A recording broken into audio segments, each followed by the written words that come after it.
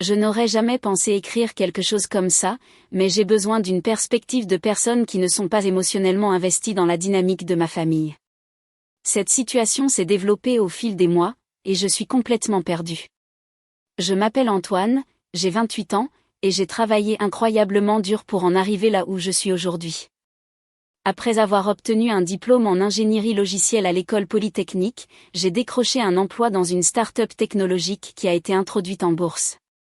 Grâce à des investissements prudents et à un mode de vie bien en dessous de mes moyens pendant des années, j'ai réussi à acheter une maison dans le sud de la France l'année dernière, une magnifique propriété de 4 chambres avec de vastes jardins et une piscine. C'est ma fierté et ma joie, le résultat de semaines de travail de 70 heures et du sacrifice de ma vie sociale tout au long de mes 20 ans. Mon jeune frère, Julien, 25 ans, a toujours suivi un chemin différent. Il a abandonné la fac 2 fois, a enchaîné les petits boulots au SMIC, et dépend généralement du soutien financier de nos parents. Malgré cela, il a toujours été le favori de la famille. Charmant, extraverti, et capable de convaincre tout le monde que son prochain projet serait le bon.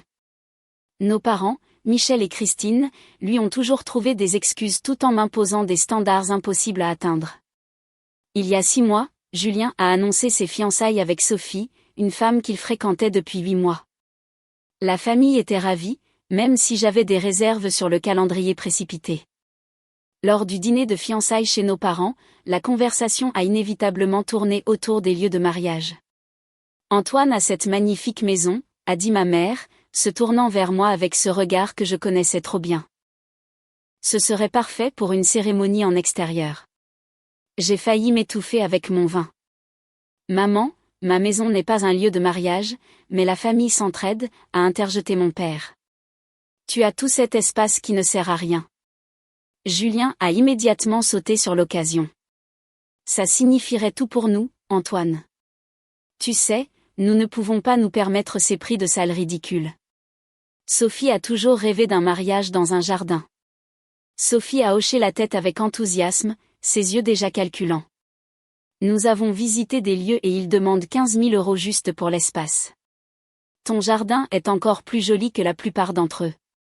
Je voulais refuser immédiatement, mais 27 ans de conditionnement familial ont pris le dessus. Chaque réunion de famille depuis l'achat de ma maison avait inclus des commentaires subtils et moins subtils sur le fait qu'il était égoïste pour un homme célibataire d'avoir une si grande maison. Comment je devrais être plus généreux avec mon succès? Comment Julien n'avait jamais eu les mêmes opportunités? Je dois y réfléchir, ai-je dit, espérant gagner du temps. La campagne de pression a commencé immédiatement. Des appels quotidiens de ma mère sur la façon dont cela rapprocherait la famille. Des messages de Julien sur le fait que j'étais son seul espoir de donner à Sophie le mariage de ses rêves. Même des membres de la famille élargie ont commencé à me contacter, ayant entendu parler de ma réticence à aider. Après 3 semaines de cela, j'ai craqué. D'accord, ai-je dit à Julien lors d'un énième appel téléphonique culpabilisant. Vous pouvez utiliser le jardin pour la cérémonie, mais il y a des conditions. N'importe quoi, frérot. Tu es le meilleur. J'ai énoncé mes conditions. Il serait responsable de toute l'installation et du nettoyage. Tout dommage serait payé immédiatement. L'intérieur de la maison serait interdit, à l'exception de 2 salles de bain. La réception se terminerait à 22 h en raison des règles de bruit du voisinage. Maximum 75 invités. Julien a tout accepté sans hésitation, ce qui aurait dû être mon premier signal d'alarme. La planification du mariage s'est accélérée. Sophie a commencé à venir chez moi sans y être invitée pour visualiser l'espace. Elle se promenait avec son téléphone, prenant des vidéos et des notes. Quand je travaillais à domicile, elle arrivait avec des échantillons de tissus et des arrangements floraux, me demandant mon avis sur des décorations qui m'étaient indifférentes. Tu ne penses pas que nous devrions tailler ces haies différemment, a-t-elle demandé un jour, debout dans mon jardin avec une expression critique. Les haies sont très bien, ai-je répondu fermement. Mais pour les photos, les haies restent telles quelles, a-t-elle boudé, mais elle a ensuite suggéré de repeindre le gazebo, puis de refaire la terrasse de la piscine, puis d'installer un meilleur éclairage extérieur. Chaque suggestion a été accueillie par un non ferme, et chaque non a été suivi d'un appel téléphonique de ma mère sur la façon dont je ruinais le jour spécial de Sophie. 2 mois avant le mariage, les choses ont dégénéré. Je suis rentrée d'un voyage d'affaires pour trouver Julien et Sophie dans mon jardin avec ce qui semblait être une organisatrice de mariage et un entrepreneur. Que se passe-t-il, ai-je exigé. Julien s'est approché de moi avec son sourire penaud caractéristique. Juste pour obtenir des devis, frérot. Ne t'inquiète pas, nous nous en occuperons. Des devis pourquoi? Des petites améliorations. L'entrepreneur dit que nous pourrions ajouter une piste de danse temporaire sur la piscine pour juste. Absolument pas dehors, tous. L'entrepreneur et l'organisatrice de mariage sont partis rapidement, mais Julien et Sophie sont restés. Tu es déraisonnable, a dit Sophie. Nous essayons de rendre cela parfait. Parfait pour toi. C'est déjà parfait pour moi parce que c'est ma maison. N'amenez plus personne ici sans ma permission. Cette nuit-là, ma mère a appelé en larmes. Comment pouvais-je humilier Julien devant des professionnels du mariage? Ne comprenais-je pas à quel point ils étaient stressés? Pourquoi étais-je si difficile alors qu'ils essayaient juste de planifier un jour spécial? J'ai tenu bon, mais la culpabilité était accablante. Mon thérapeute, que j'avais commencé à consulter il y a des années pour faire face aux problèmes familiaux, m'a rappelé que les limites étaient saines et nécessaires. Pourtant, le savoir intellectuellement et le ressentir émotionnellement étaient 2 choses différentes. Le mariage était maintenant dans 6 semaines et la liste des invités avait d'une manière ou d'une autre gonflé à 150 personnes. Quand j'ai confronté Julien, il a affirmé que c'était une erreur de communication. Nous ne pouvons pas désinviter la famille, a-t-il plaidé. La cousine de Sophie a déjà acheté des billets d'avion depuis la Corse. Ce n'est pas mon problème. Nous avons convenu de 75. Antoine, s'il te plaît. Juste cette fois, la devise familiale quand il s'agissait des demandes de Julien. Contre mon meilleur jugement, j'ai accepté un maximum de 100 invités. J'ai également exigé une police d'assurance responsabilité civile pour l'événement et un contrat signé décrivant tous nos accords. Julien a semblé insulté mais a obtempéré. 3 semaines avant le mariage, j'ai entendu quelque chose qui a tout changé. J'étais chez nos parents pour le dîner du dimanche, arrivant tôt pour aider ma mère à cuisiner. Julien et Sophie étaient dans le salon, ne réalisant pas que j'étais dans la cuisine. Après la lune de miel, nous serons déjà installés, disait Sophie, ce sera le timing parfait. Tu es sûr qu'Antoine ne va pas paniquer, a demandé Julien. Tes parents s'en occuperont. D'ailleurs, ce n'est que temporaire. 6 mois, peut-être 1 an, jusqu'à ce que nous économisions assez pour notre propre logement. La chambre parentale est incroyable. J'ai hâte de la redécorer. Mon sang s'est glacé. Je suis entrée dans le salon. De quoi parlez-vous? Ils ont tous les 2 gelé. Julien s'est remis le premier, riant nerveusement. Et frérot, nous allions juste planifier d'emménager dans ma maison. Sophie a essayé de sauver la situation.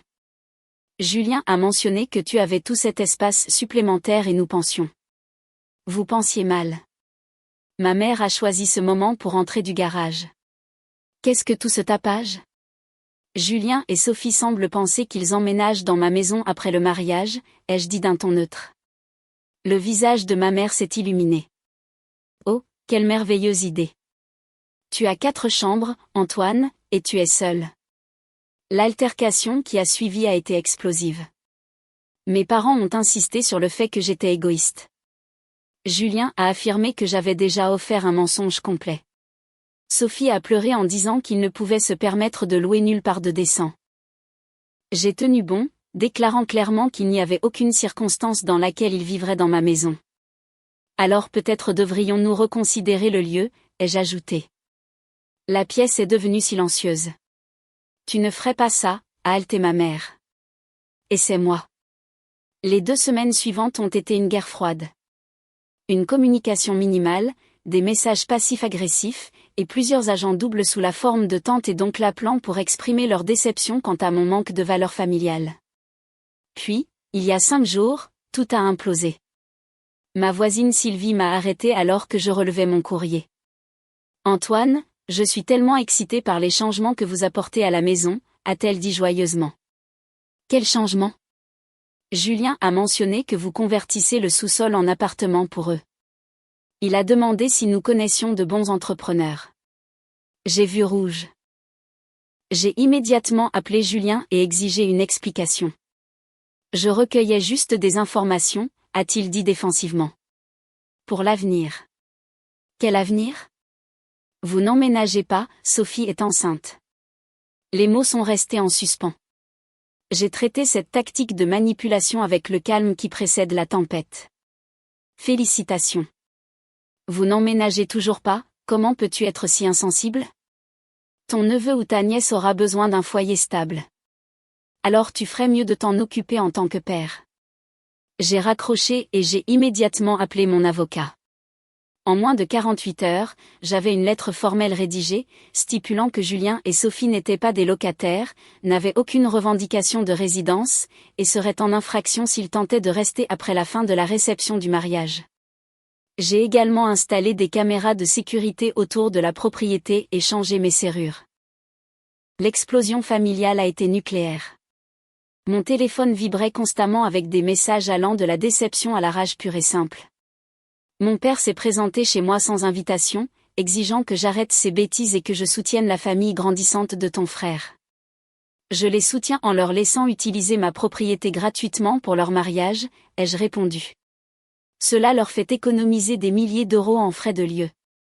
Ce n'est pas suffisant. La famille, c'est le sacrifice. J'ai assez sacrifié. Julien est un adulte.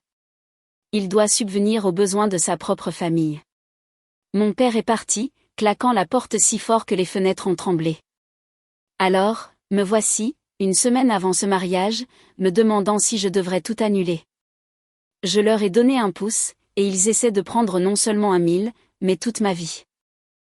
Mon thérapeute dit que je fais ce qu'il faut, mais la culpabilité est écrasante. La moitié de ma famille élargie ne me parle plus. Mes parents me traitent comme si j'avais commis un crime. Suis-je un salaud de ne pas vouloir que mon frère et sa femme enceinte emménagent dans ma maison? Devrais-je annuler complètement l'offre de lieu de mariage? J'ai besoin d'une perspective extérieure parce que je me noie dans la manipulation familiale et que je ne vois plus clair. Première mise à jour publiée 3 jours avant le mariage. La réponse à ma publication originale a été accablante et révélatrice. Merci à tous ceux qui ont confirmé que je ne perdais pas la tête.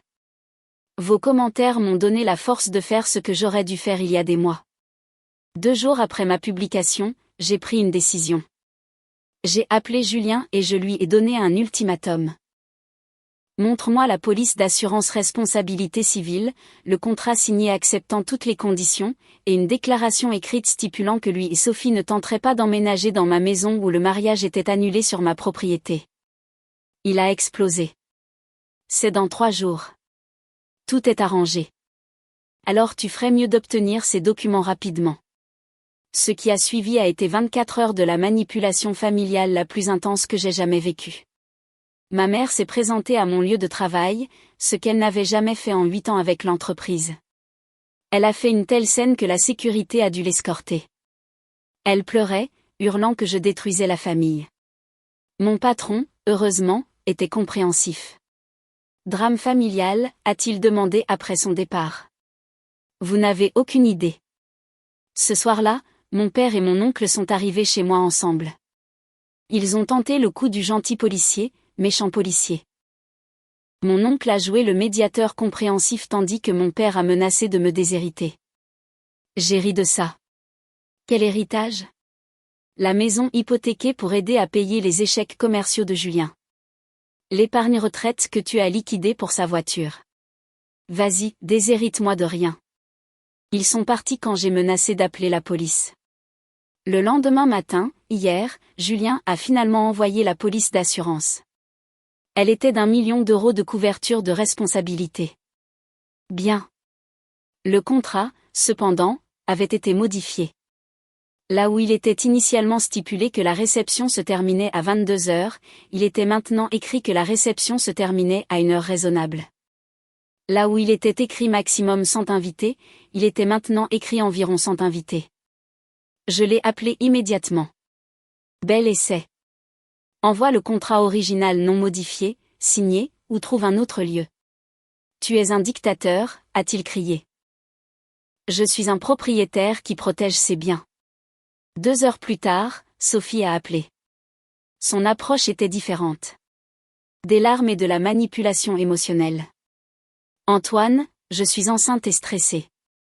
C'est censé être le moment le plus heureux de ma vie, et tu es en train de le ruiner. J'ai déjà parlé de l'endroit à toute ma famille. Ma grand-mère vient de Marseille. Elle a 82 ans, et c'est peut-être son dernier événement familial. Comment peux-tu nous faire ça? Je ne vous fais rien. J'ai offert ma propriété sous des conditions spécifiques. Toi et Julien êtes ceux qui essaient de manipuler la situation. Envoyez les documents corrects ou prenez d'autres dispositions. Elle m'a raccroché au nez. Hier soir à 23h, Julien a finalement envoyé le contrat correctement signé et la déclaration écrite de non-déménagement. Mais voici le clou du spectacle. Il a également envoyé un message groupé à toute la famille élargie. Malgré les menaces et les ultimatums d'Antoine, Sophie et moi avons accepté ces exigences déraisonnables parce que nous n'avons pas le choix 3 jours avant notre mariage. Nous avons le cœur brisé que l'argent et la propriété comptent plus pour lui que la famille. Mais nous signerons tout ce qu'il veut pour que nos grands-mères puissent nous voir nous marier. Les réponses ont été rapides et brutales. Des cousins me traitant d'insensible. Des tantes disant qu'elles étaient déçues de ce que j'étais devenue. Un oncle a suggéré que j'avais besoin d'une thérapie pour mes problèmes de contrôle.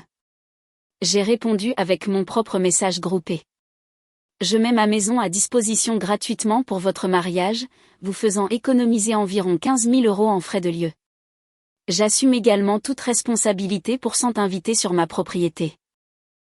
La seule chose que j'ai demandé est un respect élémentaire de ma propriété et des limites claires concernant les arrangements de vie. Si cela fait de moi le méchant, qu'il en soit ainsi. La moitié de la famille m'a soutenu après cela, créant une fissure qui durera probablement des années. Mais je m'en fiche maintenant. Le mariage est dans 3 jours, et j'ai engagé de la sécurité, 2 policiers hors service qui vérifieront les noms à l'entrée et s'assureront que tout le monde parte avant 22 heures.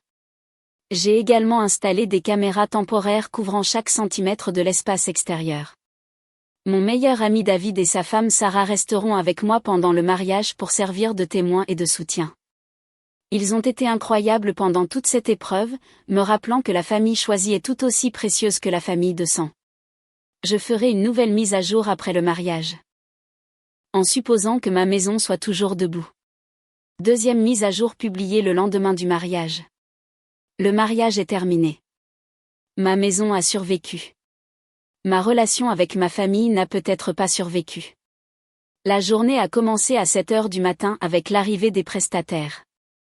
J'étais préparée avec une liste détaillée de ce qui était et n'était pas autorisé. Mon ami David a agi comme personne de contact pendant que je travaillais depuis mon bureau à domicile, essayant de maintenir une certaine normalité. À 9 heures, l'organisatrice de mariage de Sophie a tenté d'entrer chez moi, affirmant qu'elle devait installer une suite nuptiale dans ma chambre parentale.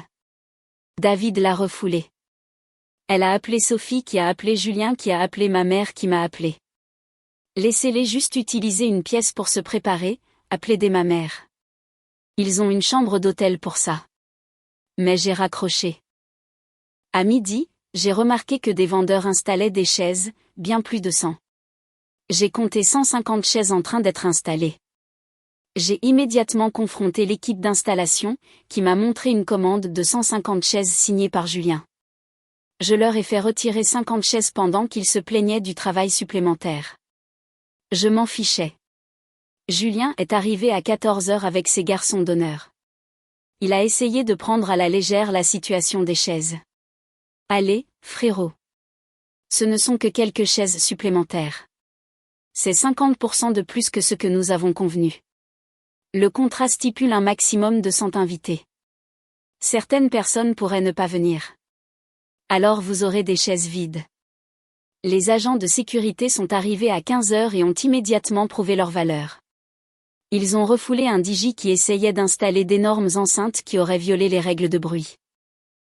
Apparemment, Julien l'avait embauché à la dernière minute pour remplacer le guitariste acoustique initialement prévu. Le DJ est parti, furieux, et Julien a dû se démener pour faire revenir le guitariste. Les invités ont commencé à arriver à 16h pour la cérémonie de 17h. Les agents de sécurité ont vérifié chaque nom sur la liste.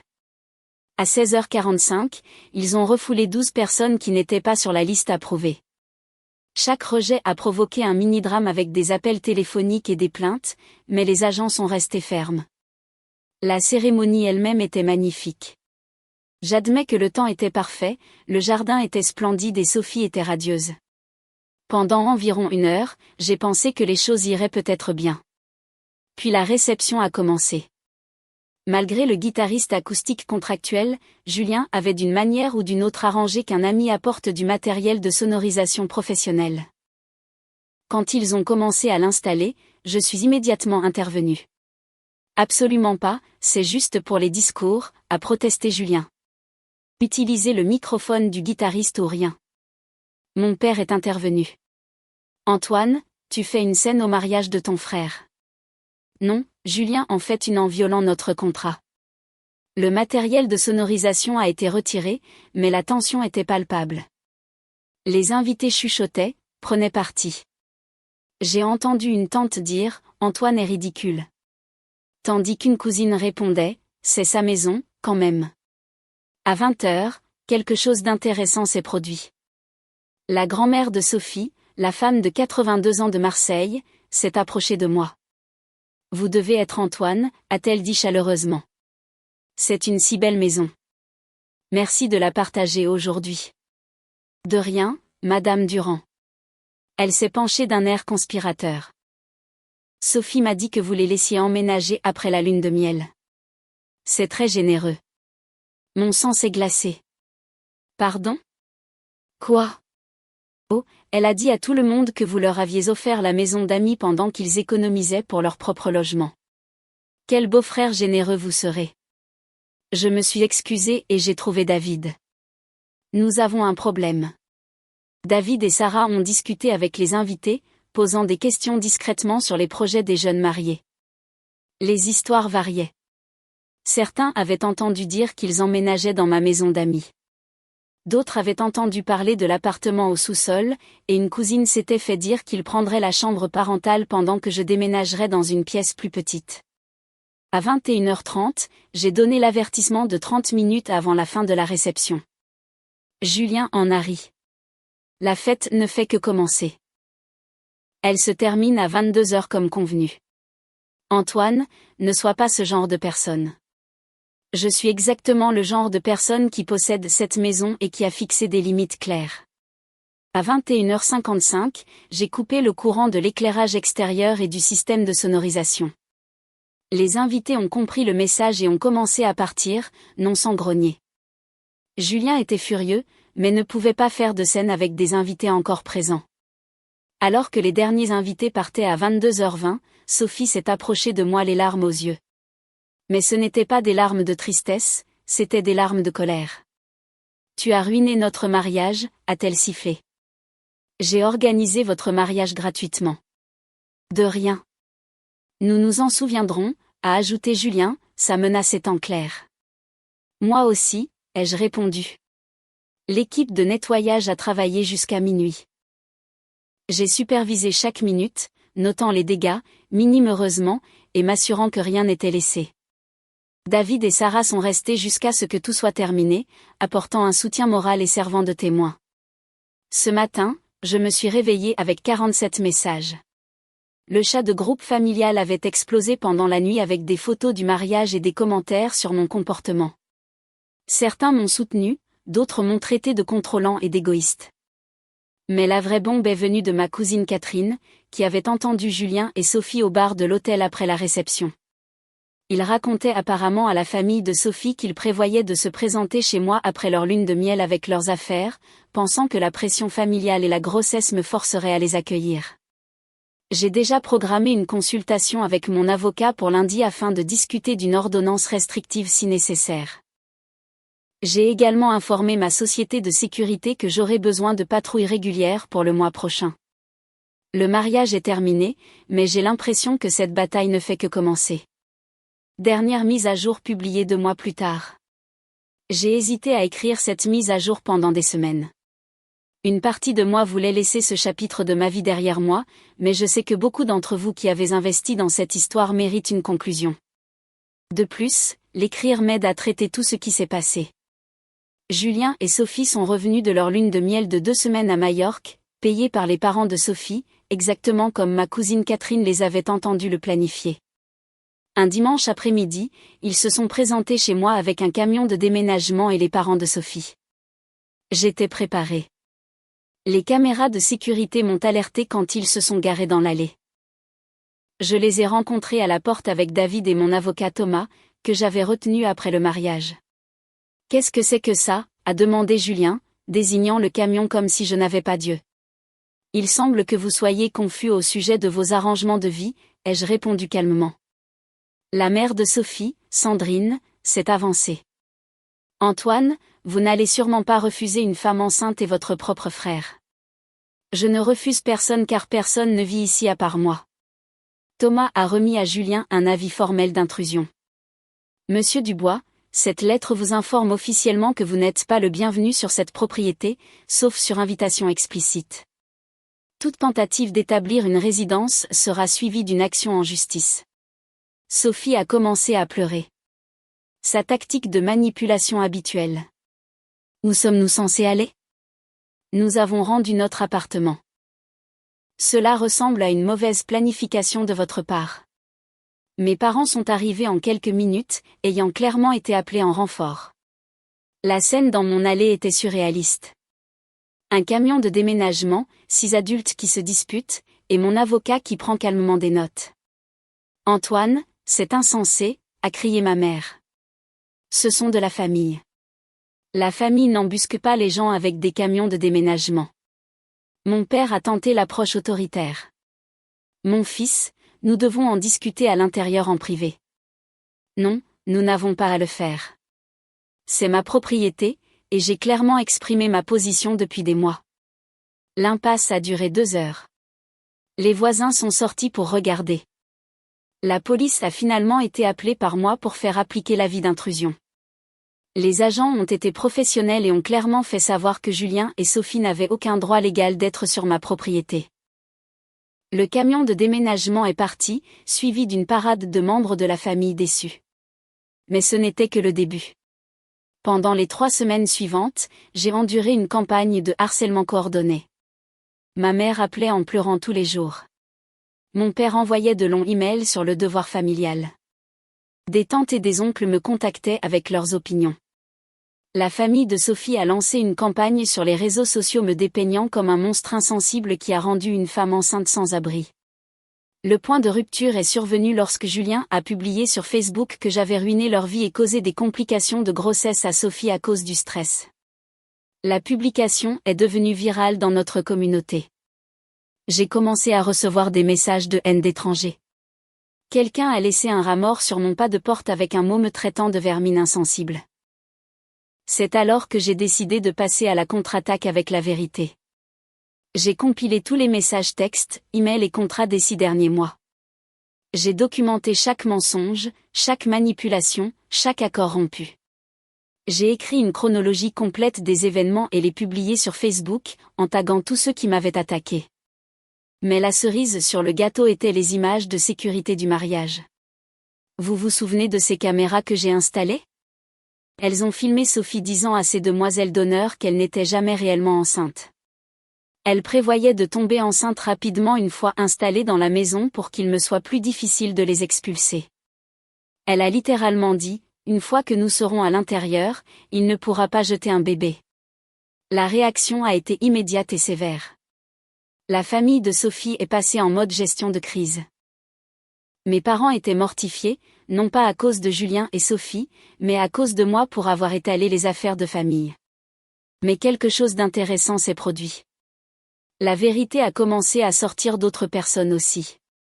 Ma cousine Catherine a révélé que Julien lui avait emprunté 5 000 € pour le mariage et ne l'avait jamais remboursé.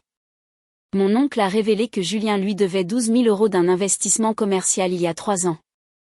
La cousine de Sophie a admis que Sophie avait fait quelque chose de similaire à sa colocataire à la fac, emménagé temporairement et refusé de partir pendant 8 mois jusqu'à ce qu'elle soit légalement expulsée. La famille a commencé à se fracturer le long des lignes de la vérité contre le déni. Mes parents ont redoublé d'efforts pour soutenir Julien, leur offrant même d'emménager dans leur maison. Cela a duré exactement une semaine avant que l'attitude de Julien et Sophie ne pousse même mes parents à bout. Ils avaient apparemment essayé de rénover la chambre parentale de mes parents sans permission et avaient été pris en train de vendre les bijoux de ma mère en ligne pour financer leur nouvelle vie. Julien et Sophie ont été mis à la porte et ont fini par emménager chez les parents de Sophie à Nantes. La dernière fois que j'ai entendu parler d'eux par le bouche à oreille familial, ils causaient déjà des problèmes là-bas aussi. Quant à mes relations familiales, mes parents et moi sommes en contact limité. Nous pouvons avoir des conversations polies lors des événements familiaux, mais la proximité que nous avions autrefois a disparu. Ils croient toujours que j'aurais dû aider davantage et j'ai accepté qu'ils ne verront jamais le comportement de Julien comme problématique. Julien et moi ne nous sommes pas parlé depuis l'incident du camion de déménagement. Il est bloqué sur tous mes réseaux sociaux et mon téléphone. J'ai entendu dire qu'il disait aux gens que j'étais mort pour lui. Le sentiment est mutuel. La famille élargie est divisée. Certaines tantes et certains oncles se sont excusés pour leur réaction initiale. D'autres pensent toujours que je suis égoïste. J'ai fait la paix avec les deux réponses. Le résultat positif inattendu. Je me suis rapproché de cousins et de membres de la famille qui ont également été victimes des stratagèmes de Julien au fil des ans. Nous avons formé notre propre groupe de soutien en quelque sorte, le « Club des survivants de Julien », comme nous l'appelons en plaisantant. Mon thérapeute a été inestimable tout au long de ce processus.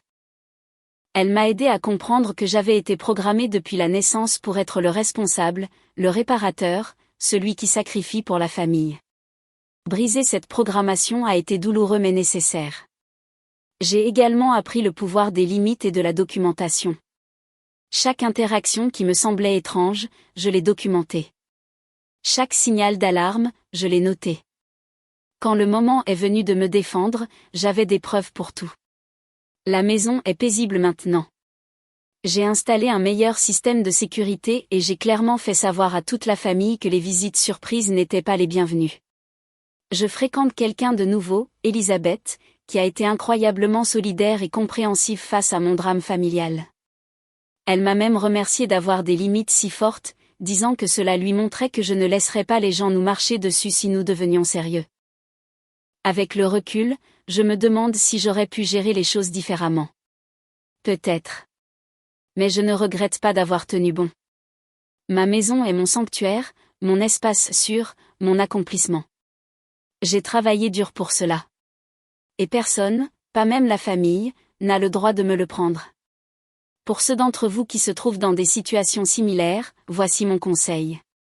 1. Faites confiance à votre instinct quand quelque chose ne va pas. 2. Documentez tout. 3. Obtenez une aide juridique tôt, pas en dernier recours. 4. Ne vous brûlez pas pour réchauffer les autres. 5. Rappelez-vous que « non » est une phrase complète. 6. La famille n'est pas un permis pour l'abus ou la manipulation. 7. Il est normal de couper les ponts avec des personnes toxiques, même si elles sont de votre famille.